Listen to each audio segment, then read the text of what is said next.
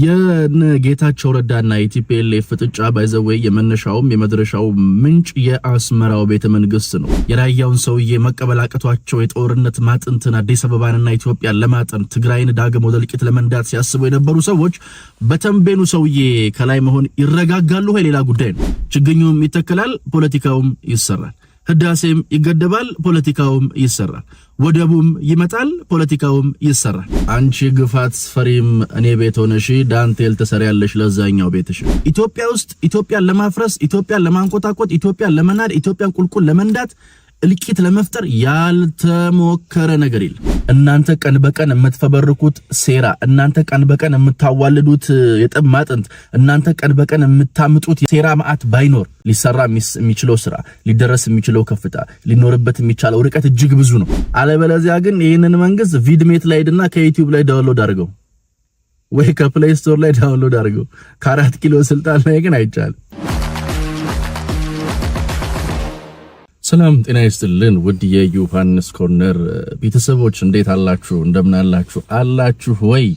እንግዲህ ሞቅ እያረግን ወደ እናንተ መምጣታችንን ቀጥለናል። አሁንም ሰብስክራይበራችን ቁጥሩ እየጨመረ ነው፣ ቪዋችንም እያደገ ነው። ለዚህ እጅግ አድርጌ አመሰግናችኋለሁ። አሁንም በተሻለ ጥራት ወደ እናንተ መድረሳችንን እንድንቀጥል ላይክ፣ ሼር፣ ሰብስክራይብ ማድረጋችሁ እንዳይረሳ ነው ማለት የምፈልገው። እስካሁን ያደረጋችሁ ላላችሁትም እጅግ አድርጌ አመሰግናለሁ። አነጋጋሪው የአብይ ድርጊትና አስገራሚው የአብይ ድርጊትና የትግራይ ውጥረት ዛሬ የምንመለከታቸው ጉዳዮች ናቸው። እንግዲህ የትግራይ ውጥረት እንደተመለከታችሁት ነው። ቲፒኤልኤፎች ካረጁ፣ ካፈጁ፣ ካበቁ፣ ከደከሙ፣ ከጃጁ፣ ካረጡ በኋላ ዳግም ወደ ጉብዝና ወራታቸው መመለስ እጅግ ከብዷቸዋል። ቀድሞም ለተንኮል የሚታጩት፣ ቀድሞም ለመከራ የሚድሩት፣ ቀድሞም ፖለቲካን ከተንኮልና ከሴራ ላይ የተወማዩት ሰዎች አሁን ግን የሴራ ማህጣናቸውም ሴራ መሸከም አቅቶት ቶሎ ሲወርድባቸው ያየን ነው። ባጭር አማርኛ ምንድነው መውረድ ማረጥ ሚድዋይፈሪ ያረከው የምትሉኝ ሰዎች ካላችሁ ልክ ናችሁ። ቲፒኤልኤፎች የአብይ አህመድን መንግስት እንግዲህ እንዴት እንደሚያዩት እየተመለከትን ነው። ከትላንትና ከሰዓት በኋላ አንዳንድ የመረጃ ምንጮች እንደሚጠቁሙት ምን ያህል ነገሩ እውነት ነው የሚለውን በፌደራሉ መንግስት እኔ ይሄንን ቪዲዮ እስካጠናከርኩበት ድረስ ባልመለከትም ጌታቸው ረዳን በወዲ ወረደ ቀይሮ የሻቢያን ጨዋታና ጨዋወት ኪሳራ ውስጥ የከተተው ይመስላል። ባለፈው እንዳልኳችሁ የቲፒኤልኤፎችና የሻቢያ ጥምረት በጣም ከፍ ያለ ነው። አብይ ባዘው ለቲፒኤልኤፍ ለሻቢያ ለነደብረ ጽዮን ካፕችን ዘፈን ነው የሚጋብዛት። ፋትፈሪ ባኔ ቤቶነሽ ዳንቴል ተሰሪያለሽ ለዛኛው ቤትሽ። አዎ አንቺ ግፋት ፈሪም እኔ ቤት ሆነሽ ዳንቴል ተሰሪያለሽ ለዛኛው ቤትሽ። የጌታቸው ረዳና የቲፒኤልኤፍ ፍጥጫ ባይዘወይ የመነሻውም የመድረሻው ምንጭ የአስመራው ቤተ መንግስት ነው። ይኸውም የፌደራሉ መንግስት ያስቀመጥኩትን እኔ የሾምኩትን አካል አልቀበልም አላችሁ በሚል ተንደርድሮ እሱ ወጥመድ ውስጥ ይገባለታል። ከዛ ወደ ጦርነት ይገባል። ከዛ በወልቃይት ጠገዴ በሰቲት ሁመራ በኩል ደግሞ ተደርጎ ከነዚህ ከማይረቡ ራሳቸውን የአማራ ህዝብ ነፃ አውጪ ነን ብለው የሚጠሩ በህይወታቸው ያንበረከኳቸው ደግሞ በሞታቸው እየተገደሉ ያሉ ኃይሎች ጋር ተጣምሮ እክል ለመፍጠር ነበር ሐሳቡ። ነገር ግን አይገመተው የ4 ኪሎ መንግስት አነጋጋሪ ድርጊትን የፈጸመ ይመስላል። ወዲ ረዳን ቁጭ አርጎባቸዋል። የተንቤኑ ሰው ከላያቸው ላይ እየታየ ነው። የራያውን ሰውዬ መቀበል አቅቷቸው የጦርነት ማጥንትን አዲስ አበባንና ኢትዮጵያን ለማጠን ትግራይን ዳግም ወደ እልቂት ለመንዳት ሲያስቡ የነበሩ ሰዎች በተንቤኑ ሰውዬ ከላይ መሆን ይረጋጋሉ። ሌላ ጉዳይ ነው።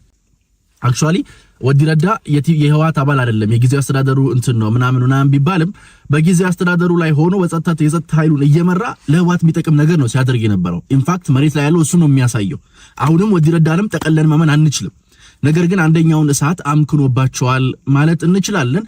የጌታቸው ረዳ ጣፈንታስ ምን ይሆናል? ነገሩ እውነት ከሆነ ነው ማለት ነውና በዚህ ረገድ ከስረዋል። 4 ኪሎ ግን ሌላ ድግስ ላይ ነው። የ4 ኪሎ መንግስት ግን የአፍጥር ፕሮግራም ላይ ነው። የአብይ አህመድ ትልቁ ኳሊቲው ይሄ ነው። በጣም ከባድ ነገር የተፈጠረ መስሎ፣ ውጥረት የመጣ መስሎ፣ ሀገር ያለቀ መስሎ፣ ወገን የጠፋ መስሎ፣ በጣም ውጥረት የነገሰ መስሎ እያለ እሱ ከወገኖቹ ጋር ቁጭ ብሎ አፍጥር ላይ ነው። አሁን እና አጅሬ ምን ይመስላችኋል? ለጉዳዩ ትኩረት ያልሰጠ እነ ነፍሴ ምን አርገው ያስቡታል? ከጉዳዩ ጋር ትኩረት የሌለው ምናምን ያ አህመድ አሊ ልጅ ግን ጨዋታው እዛ ጋር አይደለም። የትዝታ ወልዴ ልጅ ግን እንደዛ አይደለም። አፍጥሩም ይፈጠራል፣ ፖለቲካውም ይሰራል። ልክ እንደ ከዚህ ቀደሙ ችግኙም ይተከላል፣ ፖለቲካውም ይሰራል። ህዳሴም ይገደባል፣ ፖለቲካውም ይሰራል። ወደቡም ይመጣል፣ ፖለቲካውም ይሰራል። በአንድ ድንጋይ ሁለት ወፍ ማለት ነው። እና ቲፒኤልኤፎች አሁን ተገልብጠው ሌላ ነገር ሊሉ ይችላሉ። ባይ ዘ ዌይ ቲፒኤልኤፍ ማለት ላይክ እንዴት ላስረዳችሁ? ጠቆር ያለች ፍቅረኛ ኖራው በጣም ፒስ ሲሆኑ የኔ ቸኮሌት የሚል ልክ ሲጣል ከዚህ ባሪያ ብሎ የሚሳደባል ማለት ናቸው። ለነሱ የጠቀማቸው ከመሰላቸው ቸኮሌት ነው፣ በጣም ቆንጅና ነው፣ በጣም አይን የሚገባ ነገር ነው። ለነሱ የማይጠቅም የመሰላቸው ቀንስ ባርነት ባሪያ ምናምን ነው የሚሉት። እዚህ ችላ አብይ አህመድ ባኖባቸዋል። እና አሁን ወዲ ረዳን ድንገት እንተ ስላለ 4 ኪሎ መንግስት ምናምን ሊሉ ይችላሉ። እሱን አብረን የምናየው ነው የሚሆነው። ነገር ግን ይሄን ውጥረት ዛሬ ሰንበትም ስለሆነ ቀለል አድርገን ነው የምንጫወተው። ያው በውድ ምድር የነሱን እንኩሮ ፖለቲካ ስናቦካ አንገኝም። ያው እንደምታውቁት ነው የተቡካካ ፖለቲካ ነው ያላቸው ቲፒኤልኤፎች የሚጫወቱት ፖለቲካ ቡክትክት ያለ የቀጠና ፖለቲካ ትርምስምስ ያለ ነው። በዚህ ትርምስምስ መሃል ደግሞ አሉ የኢሳያስ የሳሎንሾች ከያሉበት ይወጣሉ። አሁን ምን ይላል መሰለ እሱ እያፈጠረ ነው ሙስሊም እንትን እያለ እንትን ድራማ እየሰራ ነው አይደል? ትክክለኛዋ ኢትዮጵያ ባይዘው አሁን ከአብይ ጋር 4 ኪሎ ያየናት ናት። ሰሞኑን ተመልክታችሁ ከነበረ በሃይማኖት ሽፋን ተከልለው ከባድ ውጥንቅጥ ለመፍጠር እያሰቡ ነበር። ከባድ ውጥንቅጥ በሃይማኖት ስም ተከልለው እኔ ነገሩን ከቲክቶክ አጀንዳነት አንፃር አይደለም ማየው። ኢትዮጵያ ውስጥ ኢትዮጵያን ለማፍረስ፣ ኢትዮጵያን ለማንቆጣቆጥ፣ ኢትዮጵያን ለመናድ፣ ኢትዮጵያን ቁልቁል ለመንዳት፣ እልቂት ለመፍጠር ያልተሞከረ ነገር የለም። ያልተሴረ ሴራ የለም። ሃይማኖቱ ተሞክሯል፣ ምናምን ተሞክሯል። አሁን ደግሞ ሃይማኖቶቹን ውስጣቸው የሚፈጠር የመጅሊስና የቤተ ክህነት ፖለቲካ ከማተረማመስ አልፈው የሁለትዮሽ የጋርዮሽ ጠብ ለማድረግ በቲክቶክ ሲንቀሳቀሱ ተመልክተናል። ቲክቶክ ያነሳዋል። የዮሐንስ ኮርነርን የቲክቶክ ቻናል ፎሎ ያረጋችሁ ደግሞ እናንተም እና በዚህ መሃል የ4 ኪሎ ሰውዬ ከሙስሊም ወገኖቹ ጋር እያፈጠረ ነው። ሰው መሆን ነው ይሄ። ይሄን ነው የምንፈልገው። ክርስቲያኑ አብይ አህመድ ከሙስሊም ወገኖቹ ጋር የኖርንበት ኢትዮጵያ ይሄ ነው። ባይዘዌ በጣም ብዙ ሰው ቀለል አድርጎ የሚመለከተዋል። ይሄ የገበታ ምንድነው? ገበታ ለሀገር አልኩኝ። ይሄ ምንድነው? ይሄ ለበዓል የማዕድ ማጋራትን የአፍጥር ፕሮግራምን ምናምን ቀለል አድርጎ የሚመለከተዋል። ቀሎ ስለመጣ እንዳይቀልብ መሪዎች ሲያልፉ ፊትን አዙር የምንባል ህዝብ ነበርን። መሪን የማግኘት የማየት የመዳሰስ እድላችን በጣም ሩቅ ነበር። አብዛኛው ነገር የቀለለው ከአብይ አህመድ 4 ኪሎ መግባት በኋላ የሚነካ የሚዳስስ የምትነግረውን የሚሰማ የምታወራውን የሚያደምጥ መሪ ሲገኝ እንደዚህ ነው። ህፃናቱ እንደ አባት፣ እናቶቹ እንደ ልጅ፣ አባቶቹ እንደ ልጅ፣ አረጋውያኑ እንደ ታናሽ ነክተው ዳስሰው አውርተውት የሚያዳምጥ መሪ ተገኝቷል። ይህ እየሆነ ያለው ደግሞ በዚህ ሁሉ ነገር ውስጥ መሆኑ ይገርመኛል። አሁን ለምሳሌ ቲፒኤልኤፍ ሁሉ ውጥረት አድርጋ አብይ አህመድ ለወገኖቹ ጊዜ አላጣ። ቲፒኤልኤፍ ከወገን ከዘመዶቿ ከላኪዎቿ ከአንጃጃግሬዎቿ ውሻነቷን ቆልምማ ጭራዋን ቆልፋ ለአስመራ እየተላላከች ይሄን ሁሉ እክል ብትፈጥርም እሱ ጉሩን አጣፍቶ ከወገኖቹ ጋር እያፈጠረ ነው፣ እየበላ እየጠጣ ነው። አብይ ይሄንን ከማድረግ ይልቅ ይሄንን ላለማድረግ የሚሆን በቂ ምክንያት አለው። ፖለቲካዊ ጥረት አለበት። ተመልከቱ። ላይክ ይሄ ሁሉ ጥረት ባይፈጠር፣ ይሄ ሁሉ እክል ባይፈጠር፣ እናንተ ቀን በቀን የምትፈበርኩት ሴራ፣ እናንተ ቀን በቀን የምታዋልዱት የጠብ ማጥንት፣ እናንተ ቀን በቀን የምታምጡት የሴራ ማአት ባይኖር ሊሰራ የሚሰራው ስራ፣ ሊሰራ የሚችለው ስራ፣ ሊደረስ የሚችለው ከፍታ፣ ሊኖርበት የሚቻለው ርቀት እጅግ ብዙ ነው። ኢትዮጵያን መስራትም ኢትዮጵያን ማበጀትም መፈለግም ያለበት በዚህ ነው። አብይ አህመድን ፖለቲካሊ የሆነውን ነገር ልትለው ትችላለህ ምናምን። አብይ እንደ ሰው እንደ ሰውኛ እንደ ልቡ ግን ልተቸው አትችል። የቅርብ ሰዎችም የሚናገሩት የዳሰሱት የነኩት ሰዎች የሚያውቁት ነው። ኢትዮጵያን ፈጣሪ የለም ብለው የሚያምኑ ፖለቲከኛ ፈጣሪ የለም ብሎ ማመን አለበት ከሚሉ ሰዎች ፈጣሪውን ታምኖ የሚሰራ መሪ ማግኘት አንድ ነገር ነው። በኮሚኒስትነት በምንነት በሌኒኒስትነት በማርክሲዝም ምናምን አውዞ ፈጣሪ የለም በሚል ሐሳብ ውስጥ ከነበሩ ሰዎች ወጥቶ እንዲህ አይነት ከፍታ ላይ መገኘት አንድ ነገር ነው እና አንዳንዴ ማህበራዊ ጉዳዮቻችን መንግስታችን የማይበትን አቅጣጫ መፈተሽና ማየት በጣም አሪፍ ነገር ነው። በጣም አሪፍ ነገር ነው እና እያነጋገረ ነው። እንዴት ነው አብይ በዚህ ጊዜ ላይ እንደዚህ የሚያደርገው? ምን አረገ እኮ ማን ተንቀሳቀስ በቃ አረገ።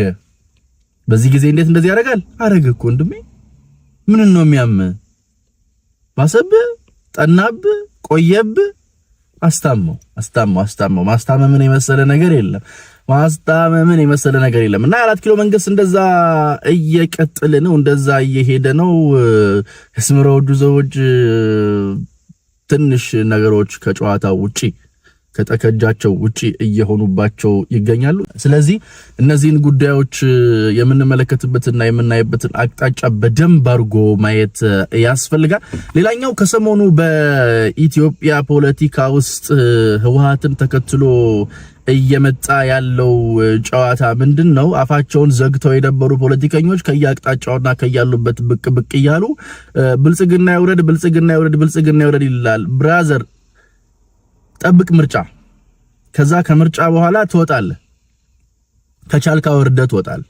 አለበለዚያ ግን ይህንን መንግስት ቪድሜት ላይ ሄድና ከዩቲዩብ ላይ ዳውንሎድ አድርገው ወይ ከፕሌይ ስቶር ላይ ዳውንሎድ አድርገው።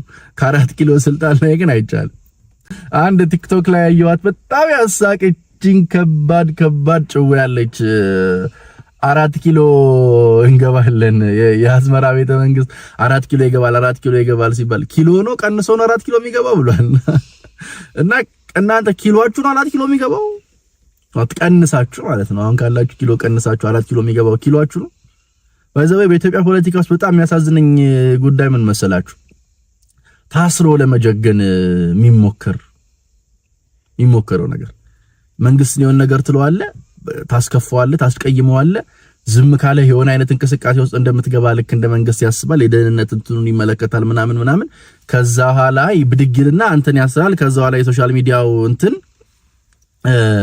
ያጀግንሃል ማለት ነው። ያችን አስባችሁ የምትንቀሳቀሱ ኃይሎች አያዋጣችሁ።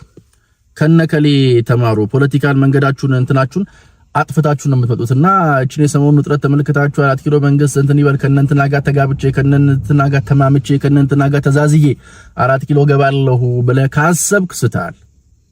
አታውቀውም ማለት ነው። ይሄን መንግስት አታውቀውም ማለት ነውና ቲፒኤልኤፍም በብደቷ አብይም ሰውኛ በሆኑ ተግባራቸው ተገልጠዋል። ዛሬ እንግዲህ ሰንበትም ስለሆነ ብዙ አልጨቀጭቃችሁም። እንግዲህ የትም እንዴትም ስቱዲዮአችንን እናቆማለን እንዳልኳችሁ የትም እንዴትም ስቱዲዮአችንን እናቆመን ድንገት እንዲህ ተከስተናል። ነገ በመደበኛ ፕሮግራማችን ደግሞ ተመልሰን ደግሞ የምንመጣ ይሆናል። ዕለታዊ ጉዳዮቻችንንም የምንዳስስ ነው የሚሆነው። ወቅታዊ የትግራይ ፖለቲካ መዳረሻ የት ይሆናል? መጻዊው የኢትዮጵያ ፖለቲካ ማረፊያስ ምን ይሆናል? የምስራቅ አፍሪካ ፖለቲካስ እንቅስቃሴውን ምን ያደርጋል? የጃጀው ያፈጀው የደነዘዘው የነደብረ ጽዮን ህወሓትስ መቆሚያውን ምን ያደርጋል? የ4 ኪሎ መንግስት ቀጣይ እርምጃዎችስ ምን ይሆናሉ የሚለውን ዕለት ከዕለት የተከታተልን የምንፈትሸው ጉዳያችን ይሆናል። እንግዲህ እናንተም ዮሐንስ ኮርነርን ላይክ፣ ሼር፣ ሰብስክራይብ እያደረጋችሁ እያሳደጋችሁ አብራችሁኝ እንድትሆኑ ጠይቃለሁ። እኔ ግን ሁሌም እንደምለው እንደማይለወጥ አድና ውድ ቃል አዲስ ትውልድ አዲስ ተስፋ ሁሉም ጥሩ ይሆናል። የኔና የናንተ ሀገር እንደ ልማዷ ታሸንፋለች። ላይክ፣ ሼር፣ ሰብስክራይብ ይደረግ። ፈጣሪ ኢትዮጵያና ህዝቦቿን አብዝቶ ይባርክ። ቻው።